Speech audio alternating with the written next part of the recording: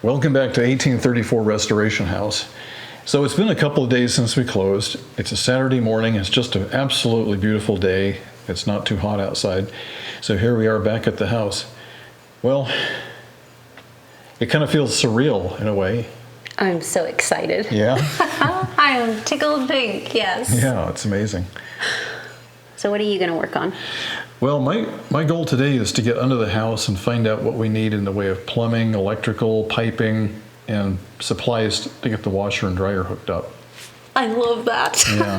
Thank you. That's really the only thing keeping us from moving in, because once we get that, we can move in and start using this as a home base and get rid of the rental house that we're in right now. Let me give you a little bit of a background on the laundry situation in our lives. Back in New York, when we had our second Empire house up there, I decided that I didn't like the way modern machinery is going. It breaks down quickly and it just doesn't last like it used to. So I found a company that makes commercial laundry, and I was able to buy 2 commercial laundry machines for the house, a washer and a dryer. Now, these machines were designed to run 24/7 in a commercial setting, so they're built to last. They're built to be serviceable, and more importantly, they're built durable. So we got those, we installed them in our new house up in New York, and it was great for a while. Well, then we moved here to South Carolina, and the rental house had a laundry room that was so small there's no way we could squeeze those in, and it didn't have a gas hookup, which Right. our machine is built for gas. So reluctantly, we went down to Lowe's and we picked out some basic low-cost machines to get going, and we put them in. They've been going for 6 months now, and they seem to be working okay. But we really want to use our nice machines here, so we have to take that into account and build all the utilities to hook them up to. And then the other machines, hopefully we can sell them to somebody and we won't need them anymore. So here we are. It's great. Now, one of the things we discovered is that somebody screwed all the windows shut. They literally drove screws through the windows to keep them from being opened. Every single window in this house is screwed shut right now. Yes. So we have the front door open, we have the back door open, just to get a little bit of cross breeze. That is our first project. Right. Unscrew all the windows. Yep. So let's grab the screw gun and get busy. Sounds great. It's too bad we don't have smell-o-vision, because the aroma of the old wood in this house is spectacular. If you've ever gone to a historic site, you know what I'm talking about. All right, let's take one screw out here and see what happens.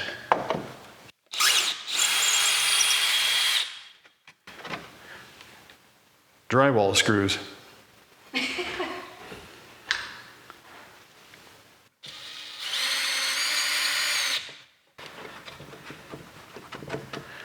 Okay, there's 2 screws out. Let's see if the window still works.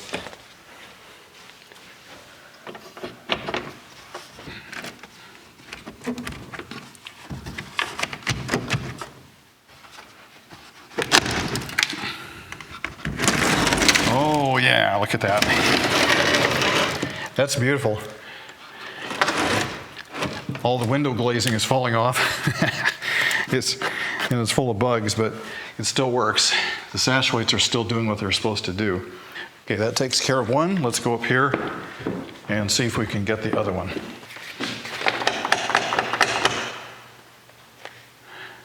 Looks like the shades are jammed. No matter.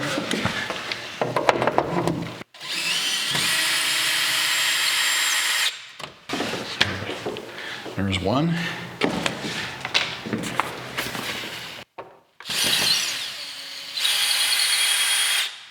And 2.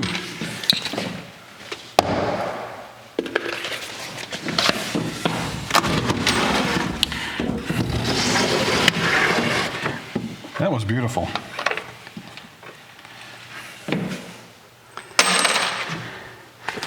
Okay, we do have one more problem here, and the storm window is closed, so I'm going to go ahead and open that up too. The whole point was to get air in here. Oh yeah, okay, that's beautiful. All right, great, now we have airflow upstairs and we have airflow downstairs. One of the things we discovered last time we were here is the water doesn't work. So either the city turned it off or somebody involved with the sale of the house turned it off. So let's walk outside and see if we can find a shutoff. All right, here's an outdoor faucet. Let's see if it has any water. No, it doesn't. Okay, I don't see any sign of a shutoff over here. Well, I don't see a shutoff over here either. There's the gas meter. And here's the furnace air conditioning unit. But no sign of a shutoff. This probably doesn't have water either. It does not. So there's only two possibilities at this point. Either it's shut off at the street or there's some kind of a shutoff underneath the house, which means I've got to crawl under maybe. But before we do that, let's check the street. Well, if I was a guessing man, I would guess that this is probably it right here.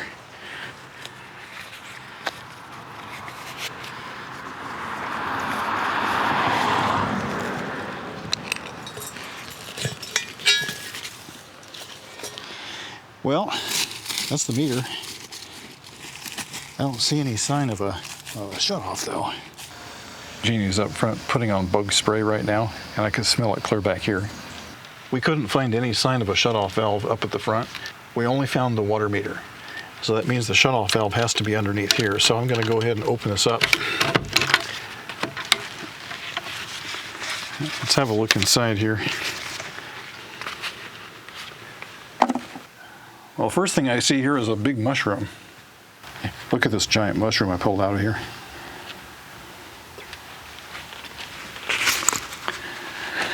Okay, let's see what we have going on here. Looks like we have a water filter. There's the water heater over there. Let's go see what Jeannie's up to. Hi, I'm airing out everything. Oh, Oh, yuck. That's a lot of mouse turds. oh, That is not good. oh, no, We'll have to get some stuff for that. Opening everything up, getting it. These are not original cabinets. These are all cheap stuff here. This side though, this is original, I think. Ooh, oh, there's more. Oh, yuck. Oh, do you see that? Oh, no, Nasty. No.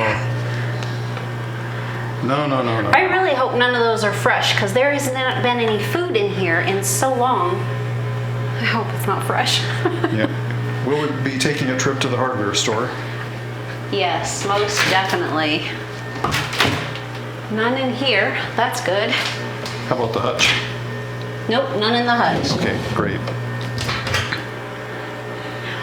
Ah, very All right. nice. Well, let's go get us some mouse traps and we'll take care of that. This is the fridge that came with the house. Wow, it's an old one. Yeah, it's noisy too. Hear that? It is noisy. Well, how does it look? Is it clean? Oh, look at that though. It's got an ice maker. Oh, yeah. Yeah. That's what I'm talking about. That's a mandatory in the South. Definitely. Ooh. Is it clean and usable? No. No, it's not very clean. The freezer is, but the fridge is not. It needs cleaning for sure.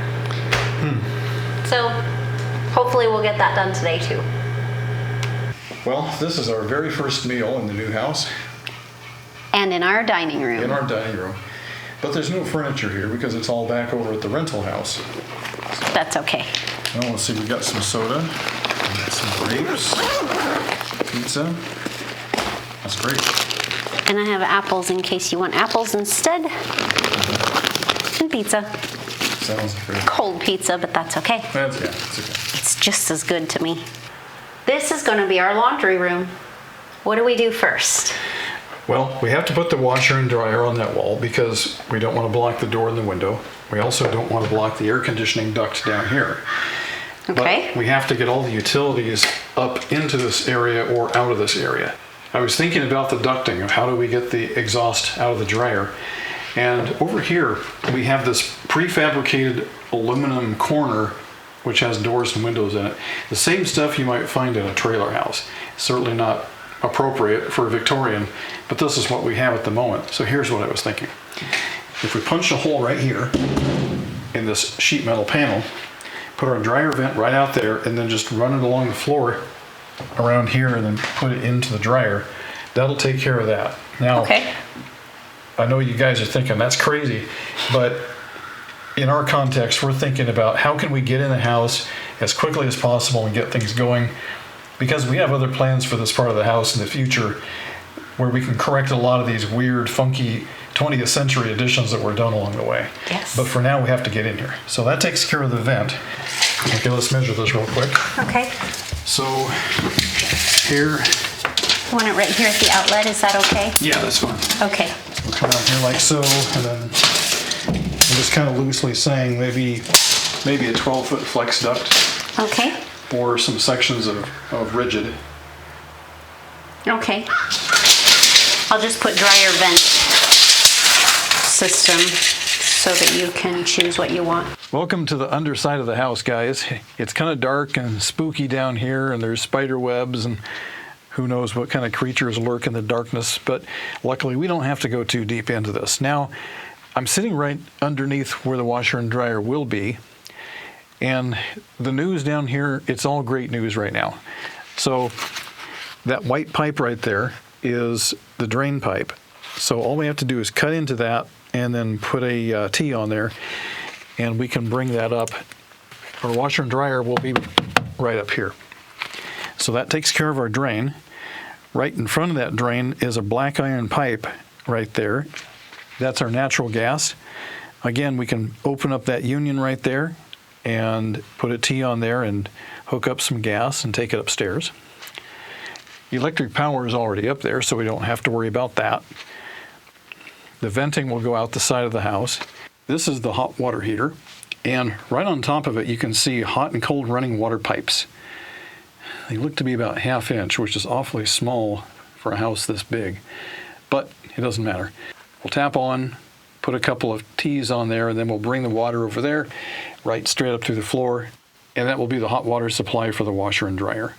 We just got back from the big box store, and we came back with a whole pile of parts, as you can see here. So this, theoretically, is everything that we need to do the washer and dryer hookups.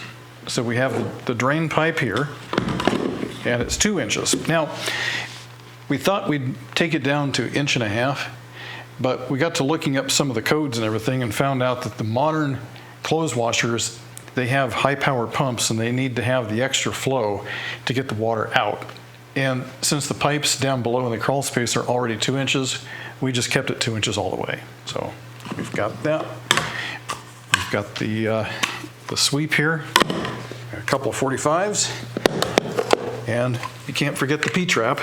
These are here to keep the sewer gases out of the house. And of course, some cement for it. And then over here, we have our fresh water pipes. Why plastic, you say? Well, this isn't my first choice. But the thing is, whoever put the pipes into the house in the 20th century, they used this stuff called CPVC pipe. And I don't like it. It's terrible. But that's what's down there, so we're going to stick with it for now. And then later on, we'll go back and change it out, probably to copper pipe, which is far superior. But it is what it is. Over here, this is black iron pipe, which is used in the gas.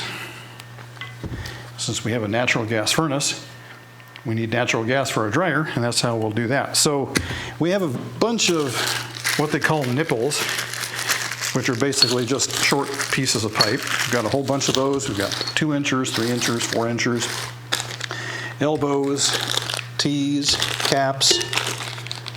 Here's a union, which we'll show you later. And a gas valve, of course. And so that takes care of all that. And of course, you have to have pipe cement for that. It's a special thread sealant. It's a black sticky goo, and it makes a gas-tight connection. Okay, and then for the water pipes, we also have an assortment of elbows, 90s, adapters. Here's a couple of faucets that will be used for the washing machine. These are high-flow faucets, by the way. Some clamps to hold those to the wall. And then finally, over here, a good quality dryer vent, along with some piping, an adapter, to put the two together, and some band clamps. So we're hoping that this is the first time in our entire marriage that we can actually get all the plumbing parts the first time and not have to go back for more. Usually we end up going back 3, 4, 5, 6 times. So the first thing I want to do is bring hot and cold running water up through here. The first thing I'm going to do is take a small bit. I'm going to drill a small pilot hole. I've laid out the 27-inch face of the machine, so I'm about maybe 1.5 inches away from the wall. I'm going to drill a pilot hole.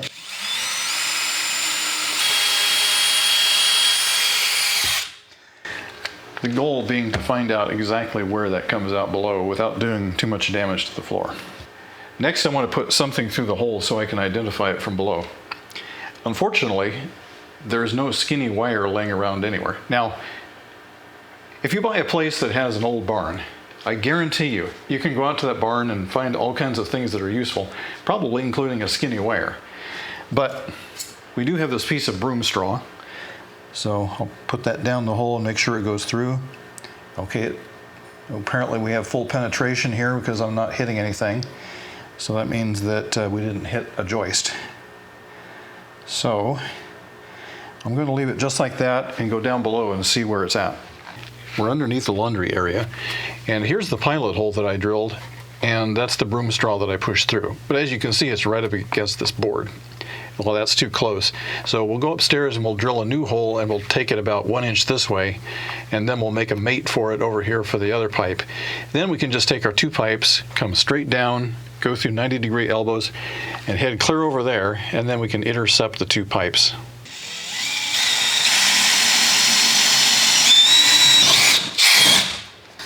Okay, those 2 holes are for the hot and cold running water. Here's a quick test fit to make sure the pipe fits in the hole. It does. Okay, for those of you who don't know much about plumbing, this is what we're about to do. So imagine that this is an existing hot pipe or cold pipe. What we'll do is we'll cut right here, and then we'll take this, which is called a T, and we're going to glue it back onto here, and we'll take this piece and glue it into here. What that does is it gives us a tap where we can now take another pipe and glue it in here and go a different direction. So that's what we're going to do next. Okay, with the fresh water supply pipes here and our stubs over there, it's just a simple matter of cross-connecting from here to here. Normally I would have shut the water off at the street, but since the water is off at the street, there's nothing to worry about. But just the same, I put a bucket under here.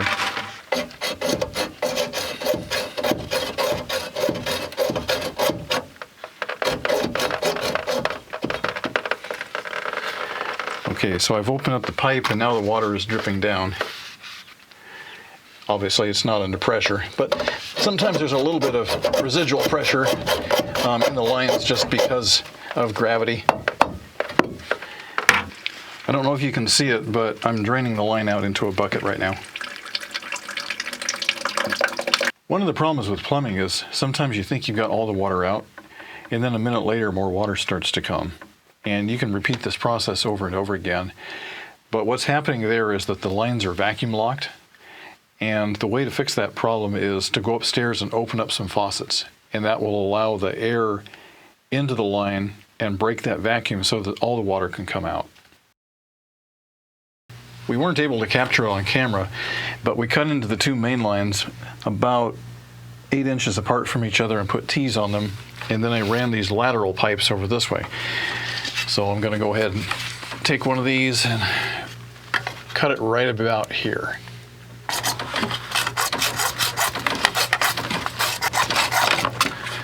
This will be our hot water pipe.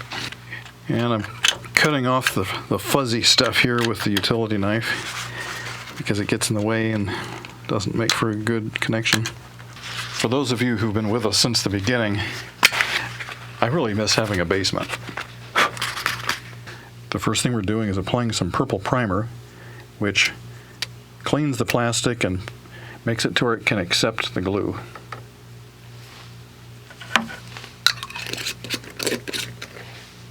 And then while it's still soft and wet, and stinky, I might add, now it's time to add the orange component, which is the glue itself. Put that on both sides.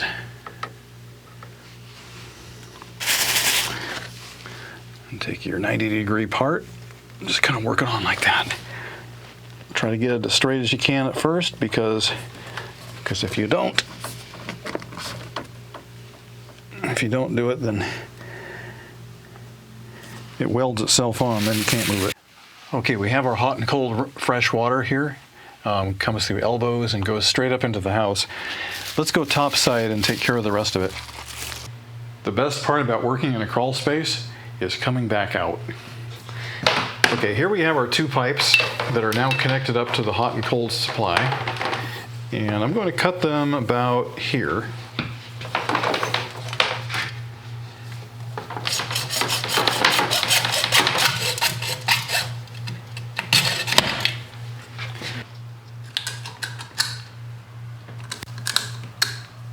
Back in the good old days, you could buy regular faucet valves that had red and blue knobs for hot and cold water. But these days, they're trying to sell these really cheap ones that mount in the walls. These ones here are high flow valves, and they're not the kind that you put on the outside of your house. These are the high flow types, which is perfect for what we're doing here. We used those back in our last place, and they worked really good. So what I'm doing here is I'm applying a Teflon tape to the plastic pipe thread, and one end of this will go on that pipe over there. The other end of it will screw into the bottom of this faucet right here.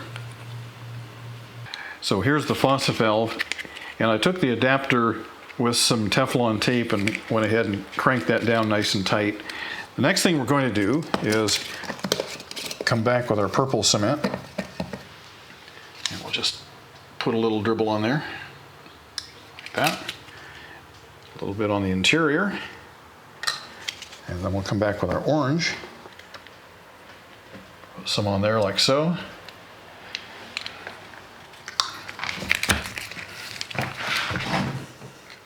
And then just work it down in there.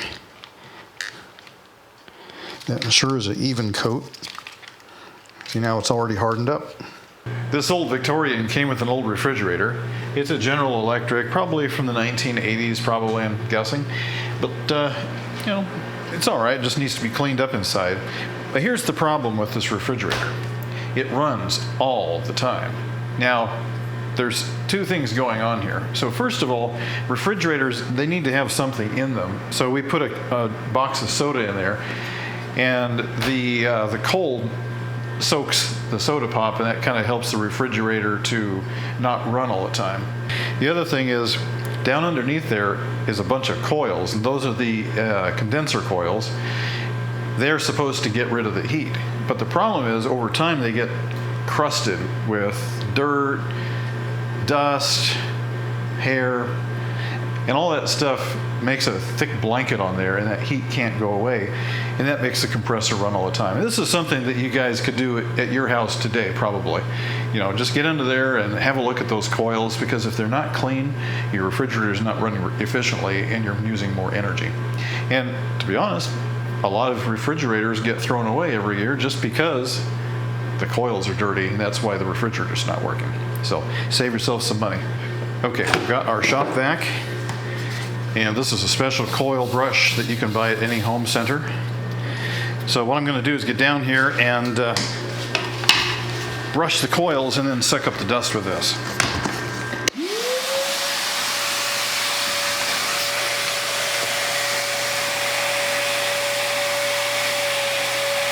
You wouldn't believe the amount of dust that I got off of those coils. But now that the coils are clean, the air can flow and the refrigerator should work much better. I cut some 2x4s to make mounting blocks for these pipes here. So I'm going to take a couple of these clamps and put one on each. Well, let's put two on each.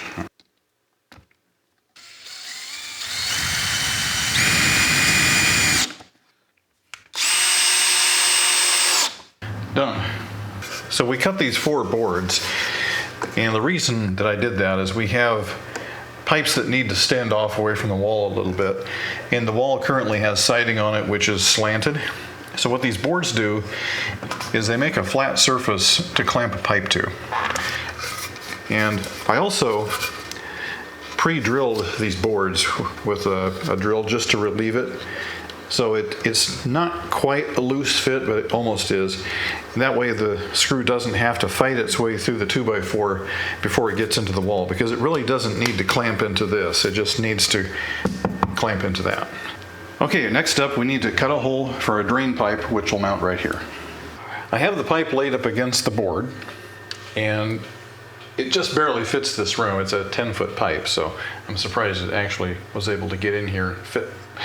But with this thing laid against the board, now I just take a pin and I draw a line around it, and that shows where the pipe will go through the floor.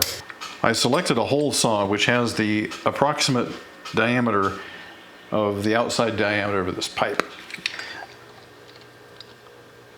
So now we can just come here and drill a hole straight down through the floor.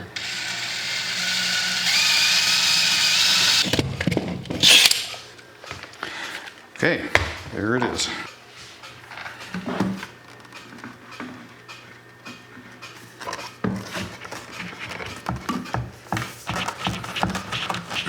Plumbing can be tricky. If you've ever done it, you know what I'm talking about. Do you start from this end and work that way? Or do you start from that end and work this way? Well, every situation is different and everything is custom. Everything has to be carefully thought through every single time because it is never the same.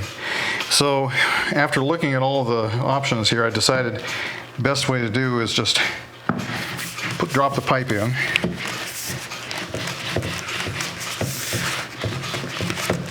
And then I'll go underneath and I'll put the P-trap on underneath and I'll pull it down and set the distance that I want. Come over here and cut it off.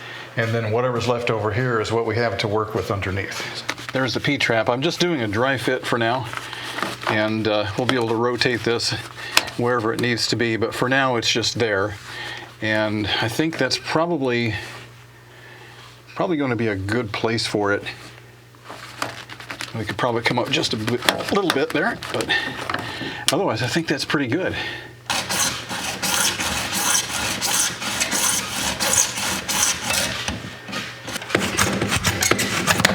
Got it. Excellent. We'll come back later and clamp this. We did a little bit of testing and dry fitting to see exactly where things should be, and we really don't know exactly for sure, but we think that if we put this right here, that it will probably work out. So I'm going to go ahead and cut the pipe. I have to remove a section of it.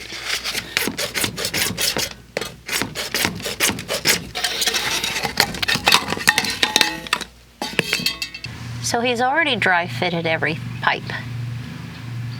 Now he's got to put the primer on and then he'll put the glue on.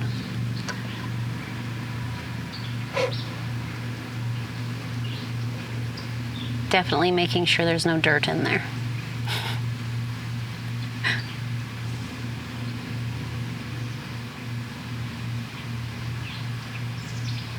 Talk about the marks. When we dry fitted everything together, we made sure everything worked out perfectly, and then we put a mark on both sides of the pipes everywhere that it connects. And that way we can line them back up perfectly when we go to put the glue in. Okay, there we have it, all finished. We have the pipe coming down from the floor. We have the P-trap. We have a slight angle going down. And then we have a 90 degree or 45. I don't remember which one did we do. 45. 45. A 45 degree angle there down into the drain pipe. Looks great. Yep. Hopefully it doesn't leak. Hopefully it doesn't leak. Now we need gas for the dryer. Now, this involves an element of danger. I'm doing this because I have experience with it, but I don't recommend messing with natural gas unless you know what you're doing, because there is definitely an element of danger there. Now it's time to install the dryer vent. So I'm just going to pick a spot right about here and eyeball it and make sure that it'll be flat when it gets pulled in. Then I'll take a Sharpie and I'm going to draw a circle just a little bit larger ever so slightly larger than the actual pipe. Take your drill and pop a hole in it.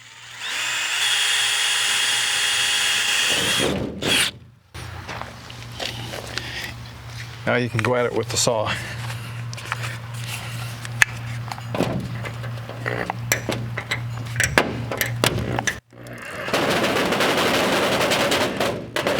Now apply the nice thick bead of caulking around this hole.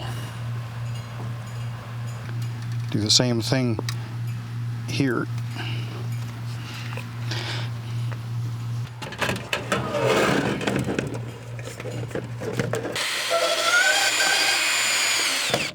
Now let's make sure that it's completely sealed. We are finally finished. So it took an entire 3-day weekend over the 4th of July to get this done. But we now have dryer vent, which goes along here and then pops out the sidewall over there. We have natural gas that comes up here. There's the shutoff. We have hot water. We have cold water. And we have the drain. We now have everything that we need to bring the washing machines over here, and that's the only thing stopping us from moving into the house, except for one thing, really important: the water's turned off. So we have to go down to the city and file some paperwork and sign some stuff, give them some money, I guess, and then they'll turn the water back on. And there's one more thing we need to do here, and then we need to clamp this pipe, and we also need to clamp this pipe too.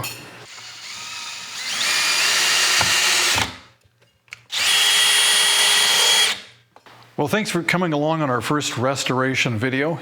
It's been a lot of fun and it's been a lot of hard work. We're both tired, we're both hot. I think it's time to go home, shower, have something to eat, and relax for the rest of the night. Anyway, guys, thanks again for watching, and we'll see you next time on 1834 Restoration House.